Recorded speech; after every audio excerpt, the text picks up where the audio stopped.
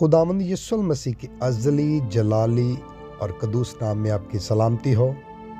मसीह में मेरे प्यारे बहनों और भाइयों, बाइबल मुकद्दस में से आज मैं आपके साथ एक ऐसी औरत की कहानी बयान करने वाला हूँ जो इंतहाई गमगीन और दुखी थी, जिसका दुख आसमान तक जा पहुँचा था। उसने खुदा से फरियाद की और खुदा ने उसे जवाब दिया। ऐसा दुख खुदा कभी किसी को न दे। इस दुख में औरत अंदर से खोखली हो जाती है। वैसे इस दुनिया में तकरीबन 65 से 85% औरतें दुखी और गमगीन होती हैं, हालांकि वो अपना दुख जाहिर नहीं करती, लेकिन बंद कमरे में आंसू बहाती हैं।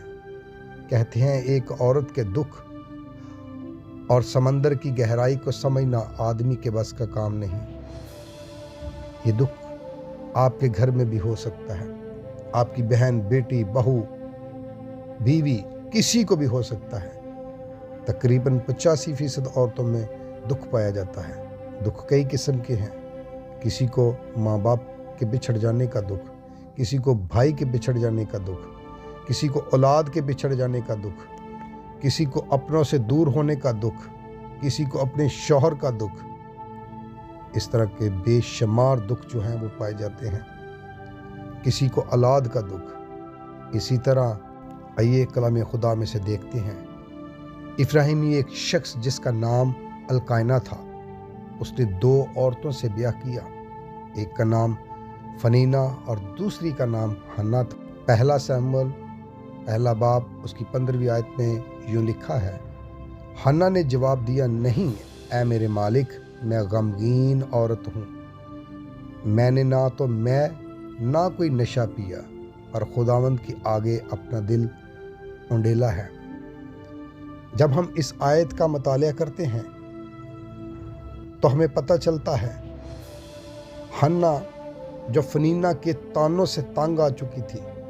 फनीना के जब औलाद हुई, फनीना के 2 बेटे हुए और वो हन्ना को चढ़ाती थी। हन्ना क्या करती थी? हन्ना खलवत खानों में अपने कमरे में जाकर आंसू बहाती थी, खुदा के सामने गिड़गिड़ाती थी। और फिर एक वक्त आया कि वो खुदा के हजूर पहुंची।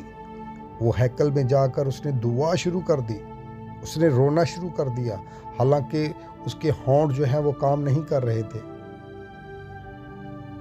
लेकिन उसका दिल जो है वो दुआ कर रहा था।